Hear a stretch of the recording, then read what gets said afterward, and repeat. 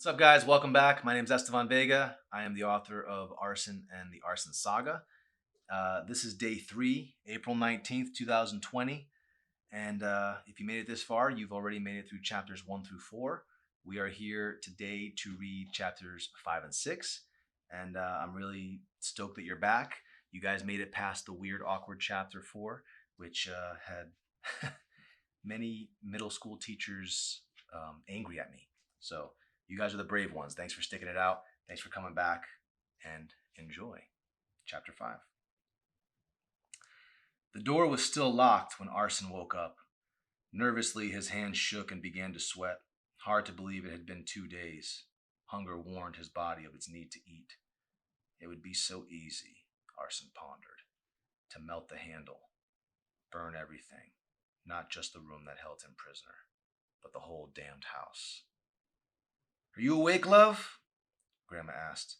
At first, Arson didn't know what to say. In fact, he didn't want to say anything. He wasn't awake or asleep, alive or dead. He was just there, captive, angry, dismayed. But still he answered, "I am now, Grandma." "Good. I hope you thought about what you've done, pig," she seethed in a raspy voice. "Yeah, Grandma, I have." "You sure? Because I won't be having any more of that wicked behavior in this house, young man. Not the house your granddaddy built." "I built it too," he mumbled. "Not after what you've done to make us move all the way out here in the middle of nowhere." His heart sank at her comments. The acid from his belly rose, burning the back of his throat, a pain he was accustomed to. "I know, Grandma. I'm sorry for what I did." Arson shut his eyes. Being separated from her felt strangely sick. "I wish I could erase you," she said. Slowly, the door cracked open. The unsettling whine of the splintered wood and rusted hinges scratched his eardrums as it let her in. Her face peered out of the darkness. Squinting, he stood defensively, chilled by her stare. "Eat some breakfast before it gets cold," she said, handing him a lukewarm plate of scrambled eggs, bacon, and toast. "It's not Wednesday, but I figured I'd make an exception." Arson reached for the plate in her hand while Grandma placed the drink on his dresser. "Now eat slowly, love. Wouldn't want you to choke." She patted him on the back. "You know, it's not normal for you to go without food for days. Keep those wicked thoughts out of your mind, you hear?" Arson dipped his head in shame. She gently rubbed the back of his neck. He cringed, but couldn't bring himself to reject her. The blinds and tape that kept the light out stared with pleasure at him. How feeble and weak he was. He hated being their entertainment. When he was finished eating, Grandma grabbed his plate and stood up. "Arson, the rules of this house are here for a reason. You must obey them. You must obey me. Because I love you. I'm the only one who's ever loved you. The only one who can." Arson's eyes followed her down the stairs. The hummed melody of an old hymn rang through the air, a hymn he had never bothered to memorize. He reached under his mattress and pulled out a comic book from the pile he'd collected over the years. The pages were thumbed through and worn, but he still got satisfaction from them, even if they were old and cliché. They were splintered fragments left behind from a long-lost childhood filled with heroes and villains facing impossible odds and uncertain futures. A black and white world in which there was no gray. Arson felt more a part of their reality than his own. The stories didn't seem to care who he was or what he could do. It didn't matter. In their world, he wasn't alone. In their world, a freak like them, like him, could be a hero. Arson could feel the night wrap its fingers around him like smoke. As he raced outside, his face cracked from the heat, and his eyes began to burn. In order to ease the pain, he wet them, blinking rapidly when he could, when he wasn't running. Out of breath, but it didn't matter. Couldn't keep still. Run, he thought. Run. Anywhere but here. The air cut through his teeth. Faster he moved, past the abandoned house on his left, through the field of neglected grass and waste. To the marshes, he thought. Away from Grandma. Away from everything. It was quiet there, quieter than the lake tonight, quiet enough to think about what plagued him most, though he hated it. His breaths were short and stifled by panic. His heart pounded and struggled to keep pace, pumping more heat than blood.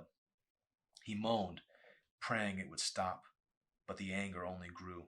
Violent memories, only hours old, fueled the fire within, begging for release. His skin didn't burn, his body couldn't wilt, but the smell of rotting, bubbling flesh surrounded him, and he could taste its horrible flavor on his lips. Pimples on his face disintegrated and oozed down his cheek. Fireflies sparkled in front and behind him, and he was lost between. Leaves and branches crunched underfoot, and he listened for the sound of summer, of night, but all he heard were screeching tires and the shattering of broken glass somewhere in the distance. Perhaps a few fools had lost their lives in a head-on collision. Lucky, Arson thought, clenching his fist tighter as he ran. By the time he arrived, the veins in his wrists and hands had swelled blood red. Tears slipped down his face only to disappear. He was afraid. Something about the place caused the hairs on the back of his neck to move. Arson never made a habit of coming here, but he was desperate more than anything. He knew it was childish to think a place so calm could awaken such fright, but the dark was good at playing his fears back at him. Enraged, he grabbed the jagged rock and threw it into the black, hoping it would split the veil of darkness, and then the sky would pity him. Bugs and moths swarmed around his head, seduced by the light from his body. Closer they came. He looked down, taking one wary step into the pool. The grime and soot covered his clothes and stained his hands. He wondered if the cold water could quench him tonight. Arson then dipped his entire body into the pool and waited. Distracted by roaming fish and water snakes, he held his breath and clenched his eyelids tighter. Grandma stopped hitting him, but Arson knew that beneath the fabricated smiles and almost love, she still loathed him for what he'd done, for what he was. Maybe she was right. Maybe he was a monster, a demon, a pig. He wondered how one person could be responsible for so much madness and pain. He thought back again. "It's only a dare," Danny said. "I believe you. I just don't want to do it. I don't like fire." "Name a hero who's afraid," he heard him sneer. Silence. "I dare you, chicken." "You'll never be a hero if you're always scared." "I hate fire," Arson whispered under the current. "I hate what I am." Danny's words played out in slow motion, spinning amidst chaos and the boom of future horror. "All you have to do is light this piece of junk and chuck it as far as your wimpy arm can throw. It's going to be so cool, you'll see." Fear moved across their faces, and everything went still, waiting for the world, asking God to step in and save him from what he was about to do. But there was nothing, no one to change it. There it was in Danny's palm before he handed it over. It was the key to her salvation. Perhaps clearer in reverse, clearer than even that night. It had moved to his hand now. Nothing would work, nothing but the fire inside his bones. Frantic and nervous, Arson recalled the anger, the frustration pumping through him, the lack of control that lit his hand. In a blink, it danced across his fingers and disappeared. What seemed like fragments of time was enough to change his world forever. He gasped, and then he saw her face. "Breathe!" "No, not yet." "Breathe!" Arson cried, fighting to be still, but knowing this pain was unquenchable. He had to breathe to let it out. In a choking rage, he extended his hands and feet and felt the waters boil. The creatures underneath him and all around him began to die, floating to the surface. He glowed and burned and hated every second of it. Arson waited for it to end. His senses fought to return to the surface, back to solid ground, the familiar. Swallowing the filth, he shook and swore, breaking to the surface, wild and furious. Arson didn't want to commit suicide. He just wanted to die. 6. Arson was reluctant to walk into work the next morning. From the second he stepped in, his boss seemed bent on proving a point. The point was simple. Time off without the proper notice was reason enough to fire him on the spot. But, being the merciful boss that he was, he'd allow Arson to stay on. Punishment began with scrubbing the bathroom floors. His name was Ray, but nicknames like Murder Breath and Hitler were used frequently. The truth was, he acted as a better dictator than socialite. Deep down, he was a terrible human being. His bald spot betrayed him on windy afternoons and on what he considered bad hair days. The awkward square glasses framed an unattractive face. Whitehead soured his appearance, covering his pale fleshed cheeks and nose. Large, chapped lips accentuated an already helpless mug. Not to mention, dandruff always littered his collar. What kept Arson and the other employees distant, however, was far worse than bad breath or a hideous composure. Ray smelled. He rarely, if ever, wore deodorant and didn't believe in cologne.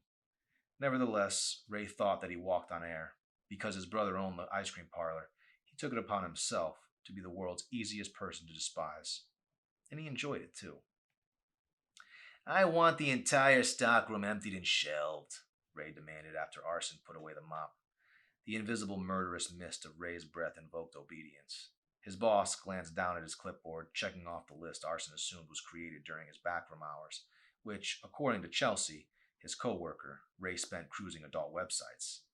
"After that, I want you to mix another batch of chocolate crunch. We're running low, and those mothers can turn into vampires when little Susie doesn't get the flavor she wants." "Is that all?" Arson said with an overwhelmed sigh. Ray grinned. "That's nothing, kid. Get started on the boxes." Ray handed him the razor. "Come see me when you're done. I'll be in the back." "Enjoy the show," Arson groaned while Ray started to walk away. Then he came back. "What was that? You have something else you want to say?" He got up close. "No one likes a wise guy," he said, smacking his lips with gum that did little to subdue the wasteland it swam in. After the stare down, Ray retreated into the back room, slamming the door behind him. The afternoon drifted. Ray's retribution seemed cruel, considering Arson's co-workers checked text messages while he stacked sugar cones and birthday items customers rarely purchased. After making ice cream, Arson washed the windows. Although not wanting to complain, he thought enough was enough. With every stroke, he mouthed the silent insult. It was then that he caught a glimpse of Mandy's radiant reflection in the glass. "They got you washing windows now?" said Venus in all her majesty, a glint in her eye. She came alone this time. Arson fumbled for words. "How's it going, Arson?" Yeah," he tried, knowing he must have looked hopeless and pathetic. Okay. Murder Breath, my boss, loves to torture me. He's kind of a head case." Arson stepped off the ladder so he could look into her crystal eyes. "I've seen him once or twice, I think. He's the one with the bald spot? B.O.? Murderous breath?" I was gonna say stain on his shirt," she said, chuckling. Mandy stuck her hand in front of her mouth and exhaled. "But I hope my breath's okay." "I'm sure it's perfect," Arson said. They shared a laugh before his eyes fell to her feet. "Nice shoes," he said out of desperation. He had nothing else. What could he talk about? They existed in different worlds. She was too perfect to even be seen with him. It didn't make sense, but Arson could settle for anomalies wrapped in beautiful blonde paper over rejection any day. Mandy blinked and he caught a glimpse of the light blue eyeshadow painted against her lids.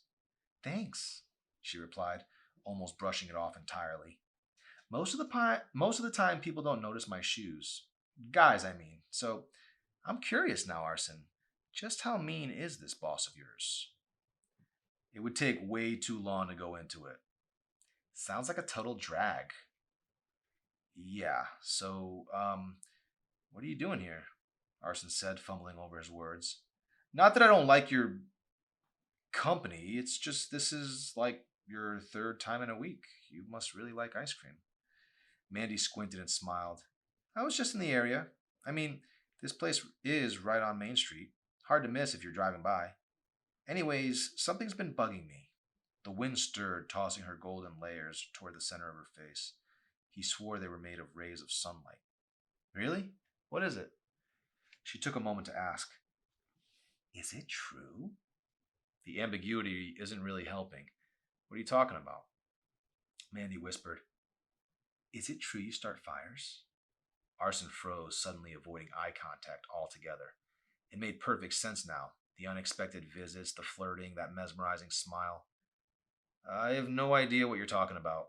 Well, rumor has it Jason saw you melt a ton of ice cream a few nights ago. Does every employee melt a batch or two before cleanup? Why would you do that, Arson? I wouldn't, Arson bit back. It's a simple question. What's the big deal? It's not like I'm going to go running to the feds. He bit his lip hard and swallowed.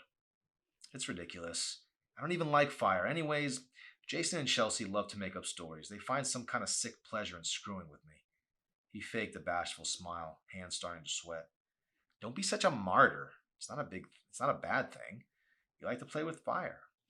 It's actually kind of sexy. Arson shuffled his feet. Breaking the awkward tension, Mandy jumped to a softer subject. So, what's the best flavor to try today? He was glad she stopped prying, but in the back of his mind he wondered how long he'd be able to keep his secret from her. He didn't like the feeling of someone looking deeply into him like that, like some kind of specimen. With a sigh, Arson led Mandy inside. The place was dead. I'd suggest the chocolate crunch, she said. Sounds like a good choice, Mandy replied plainly. I'll give it a try. Arson went behind the counter and scooped two chunks of ice cream into a cone and handed it to her. She accepted it, eyeing him from where she stood. Thanks. Come back down to earth, you sappy twerp. Chelsea always had a way with words. She began typing numbers into the register and coughed with an open hand extended toward Mandy. The blonde goddess reached into her pockets and searched for spare change, but her hands emerged empty. Oh my gosh, I can't believe it. Forgot my wallet. She looked at Arson. Do you think you can let this one slide? I'll pay you back. No, you won't, Chelsea quipped angrily. Do you stroll into the mall without any cash and hope they'll let you walk out with a nice pair of jeans? You can't just walk into a store broke and expect free ice cream. I'm getting my manager. Arson stopped her. Wait a second. What are you doing? Please don't tell me you're buying into her story. We both know she's got it. Come on, Chelsea. Ray's been on my case all day. Let this one slide, okay? I swear I'll put money in the register at the end of my shift. Make sure everything evens out. Guys are so weak. Whatever. Chelsea's face was oversmudged with makeup, but it wasn't enough to hide her disgust. She moved to the other side of the counter and started washing tables in order to look busy. Impressive, Mandy said. You're quite the talker. Oh, that's me, a smooth criminal. Thank you, Arson. I owe you one, she said with a wink. All right, ladies and gents, we made it through chapter 6. Stay awesome, stay safe. Please like and share this video. Tell your friends that it's happening. We are celebrating Arson's 10th birthday the right way, together. Thanks a lot, guys. Peace.